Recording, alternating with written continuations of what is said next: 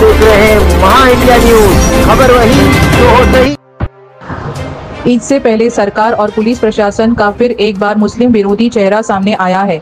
UP में मेरठ और संभाल में प्रशासन द्वारा सड़क पर ईद की नमाज पढ़ने पर पाबंदी लगा दी गई है।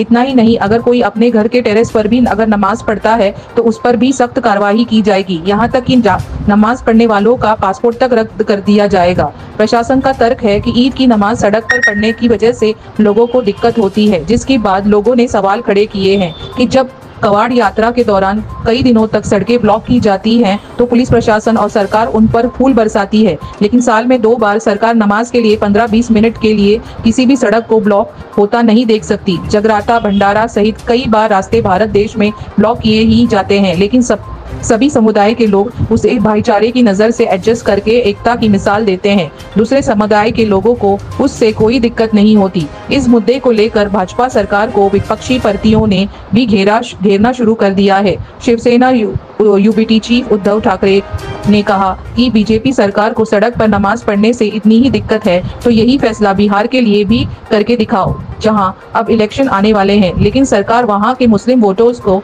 नाराज नहीं करना चाहती। उसके अलावा बाकी पार्टियों ने भी बीजेपी सरकार को इस मुद्दे पर घेरा है। बताते चले कि संभाल पुलिस ने होली के समय में मुस्लिम समुदाय को जुम्मे की नमाज मस्जिदों की बजाय घरों में पढ़ने की सलाह दी थी। तर्क ये दिया था कि होली साल में एक ही बार आती है, लेकिन अभी उसी लॉजिक को संभाल पुलिस ने उल्टा कर दिया। साल में 2 ही बार आने वाली ईद पर कोई इंसान अपने खुद के खरीदे हुए घर के टेरेस पर भी नमाज नहीं पढ़ सकता है, यानी टेरेस पर लोग चाहे जो भी कर सकते हैं लेकिन नमाज नहीं पढ़ सकते। सब नौटंकी है। बिहार की इलेक्शन आ रही है, उनके साथ नीतीश कुमार है, बिहार में करके दिखाओ। नहीं, एक तो उनको आप सौगात दे दो, नहीं तो बिहार में भी कहो कि हम नमाज नहीं पढ़ने की। एक तरफ नरेंद्र मोदी कतर के शेखों को प्रोटोकॉल तोड़ के गले लगाते हैं जैसे कुंभ के मेले में बिछड़े हुए भाइयों, दूसरी तरफ नरेंद्र मोदी 32 लाख ईद की किट बंटवा रहे हैं भाजपाइयों से। ये ड्रामा और नौटंकी भाजपाइयों को बंद करना चाहिए। समाज में है उसमें एक भ्रमित करने की कोशिश हो रही है, वहीं कहीं ना कहीं सोसाइटी को डिवाइड करने की भी कोशिश हो रही है। और जब कोई भी देश इस तरह से डिवाइसिव नियत के तहत चलाया जाता है तो हमेशा देश को नुकसान ही